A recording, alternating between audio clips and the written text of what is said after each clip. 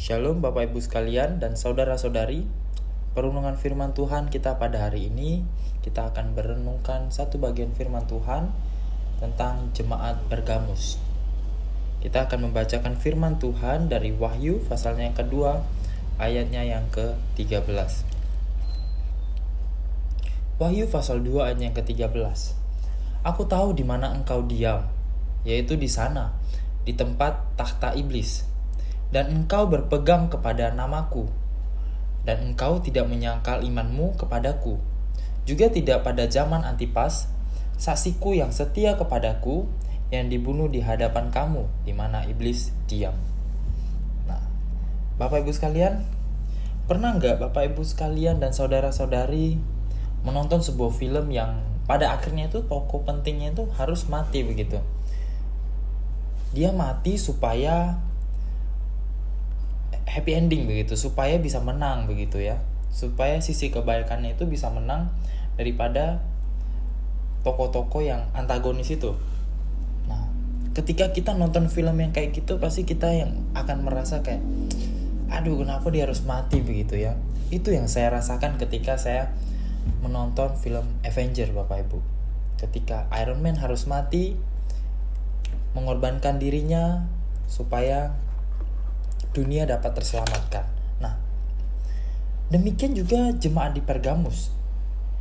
Di awal itu Tuhan itu memuji jemaat di Pergamus ini meskipun mereka tinggal di salah satu pusat penyembahan berhala pada saat itu, yang dikatakan tempat takhta iblis itu tadi. Nah, ketika mereka tinggal di situ, Tuhan memuji mereka karena mereka tidak menyangkali iman mereka. Bila kita membaca catatan sejarah, kota ini itu ternyata merupakan salah satu pusat penyembahan kepada dewa kesembuhan begitu. Ada dewa kesembuhan, ada dewa Asklepius, kemudian ada pusat penyembahan kepada kaisar. Nah, tidak hanya mempertahankan iman, jemaat di Pergamus ini adalah salah seorang dari antara mereka. Nah, Antipas bahkan menjadi martir karena imannya kepada Tuhan begitu. Dia mati untuk imannya. Nah, Bapak Ibu sekalian, ini merupakan suatu sikap iman yang kita bisa bilang ironik begitu ya. Bukan ironik, lebih heroik begitu. Nah, jika digambarkan sebagai film ini mungkin terlihat happy ending begitu. Nah, tapi perkataan Tuhan belum selesai. Tuhan mencela mereka karena beberapa dari mereka itu ternyata mengikut ajaran Bileam yang mengajarkan penyembahan berhala dan imoralitas seksual. Tidak hanya itu Bapak Ibu sekalian, sebagian mereka itu juga ternyata menganut ajaran Nikolaus. Nah, beberapa penafsir mengatakan bahwa ajaran ini merujuk pada ajaran yang sama dengan Bileam begitu. Walaupun berbeda, kedua nampaknya cukup berkaitan.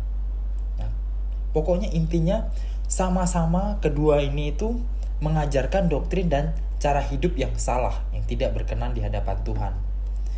Bapak Ibu sekalian, kali ini kita melalui jemaat di Pergamus ini kita diingatkan kembali bahwa penting sekali pengajaran, penting sekali ajaran yang benar dan sikap hidup yang benar. Pengakuan terhadap Tuhan yang benar merupakan hal yang baik Bapak Ibu sekalian. Tetapi hal itu harus diiringi dengan ajaran yang benar dan sikap hidup yang benar.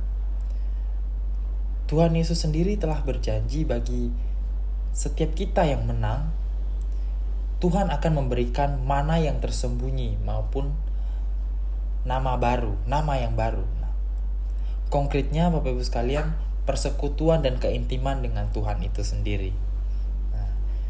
Demikian perenungan firman Tuhan kita pada hari ini Bapak Ibu sekalian.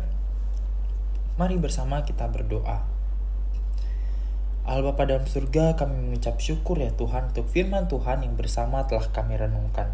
Biarlah setiap kami ya Tuhan, kami dapat belajar dari jemaat di Pergamus. Biarlah di dalam tantangan iman apapun ya Tuhan, dimanapun kami tinggal, dikelilingi oleh siapapun kami ya Tuhan, biarlah setiap kami dapat tetap setia kepada Engkau. Biarlah kami dapat memegang iman kami kepadamu ya Tuhan. Ya Tuhan, kami ucap syukur ya Tuhan. Kami berdoa juga untuk aktivitas kami hari ini. Biarlah Engkau menyertai apapun yang kami kerjakan dan dimanapun kami berada ya Tuhan. Terima kasih ya Tuhan. Kami berdoa dan mengucap syukur. Amin. Saudara-saudari sekalian, kita juga akan berdoa untuk rekan kita, Ibu Indah Wijayawati yang berulang tahun pada hari ini. Mari bersama kita berdoa. Allah Bapa dalam surga, bersyukur atas bertambahnya usia 1 tahun lagi Engkau berikan kepada Ibu Indah. Biarlah Engkau yang terus memberikannya semangat dalam pelayanannya, terkhusus di sekolah minggu ya Bapak. Biarlah Engkau yang menolong, memberikan hati yang penuh sukacita ketika melayani ya Tuhan. Ya Tuhan, hamba-Mu juga berdoa untuk usahanya, apapun yang ia kerjakan ya Tuhan, dan anak-anaknya ya Bapa. Biarlah Engkau terus memberikan kesehatan, keluarganya juga Engkau memberikan kesehatan, kecukupan melalui berkat-Mu yang Engkau limpahkan kepada mereka ya Tuhan. Terima kasih ya Tuhan, kami berdoa dan mengucap syukur. Haleluya. Amin.